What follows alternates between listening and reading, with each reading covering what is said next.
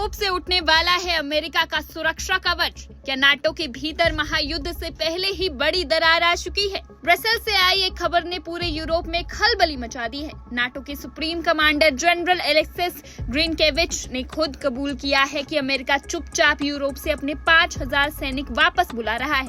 जी हाँ, जर्मनी में तैनात अमेरिकी आर्मर्ड ब्रिगेड पर गाज गिरी है। दावे भले ही एकजुटता के हो, लेकिन सच ये है कि डोनाल्ड ट्रंप की अमेरिका फर्स्ट नीति ने यूरोप को अकेले छोड़ दिया है। पोलैंड का प्लान रद्द हो चुका है और मिसाइल प्रोजेक्ट्स पर ब्रेक लग गया है। रूस के साथ जारी तनाव के बीच अमेरिका का ये कदम चीख चीख कर कह रहा है कि अपनी सुरक्षा खुद करो। तो क्या ये नाटो के बिखरने की शुरुआत है? क्या सुपर पावर अमेरिका भरोसे के लायक नहीं रहा? देखिए इस रिपोर्ट में।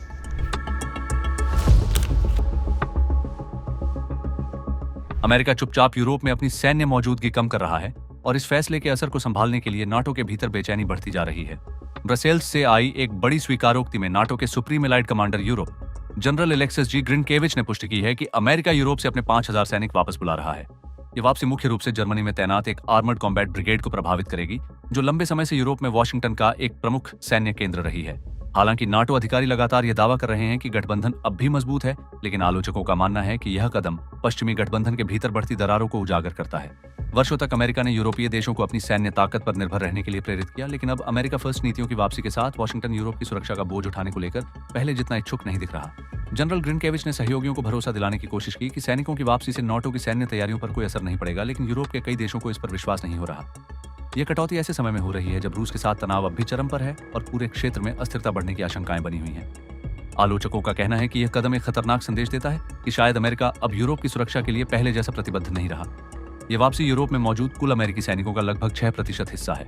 आधिकारिक तौर पर भले ही बड़े बदलाव से इनकार किया जा रहा हो, लेकिन इस फैसले ने यह सवाल जरूर खड़े कर दिए हैं कि क्या यह यूरोप से अमेरिकी सैन्य वापसी की शुरुआत है। रिपोर्ट्स के मुताबिक डोनाल्ड ट्रंप प्रशासन ने पोलैंड में प्रस्तावित सैन्य तैनाती योजनाओं को भी रद्द कर दिया है और यूरोप में लंबी दूरी की मिसाइल परियोजनाओं को रोक दिया है। कई विश्लेषकों का मानना है कि इससे नाटो की प्रतिरोधक क्षमता कमजोर हो सकती है। इसी बीच अमेरिका लगातार यूरोपीय देशों पर रक्षा खर्च बढ़ाने का दबाव बना रहा है, जबकि खुद अपनी सैन्य प्रतिबद्धताओं को कम कर रहा है।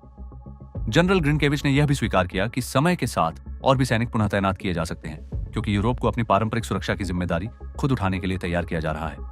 कई पर्यवेक्षकों के लिए यह संदेश बिल्कुल साफ है। अमेरिका चाहता है कि यूरोप ज्यादा पैसा खर्च करे, ज्यादा जिम्मेदारी उठाए और वॉशिंगटन पर अपनी निर्भरता कम करे, जबकि दुनिया में तनाव लगातार बढ़ रहा है।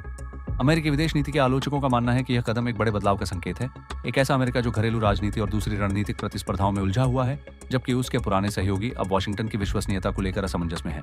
नाटो भले ही सार्वजनिक तौर पर एकजुटता दिखा रहा हो, लेकिन बंद कमरों के भीतर यह डर तेजी से बढ़ रहा है कि यूरोप पर अमेरिका की सैन्य सुरक्षा छतरी धीरे धीरे छोटी होती जा रही है।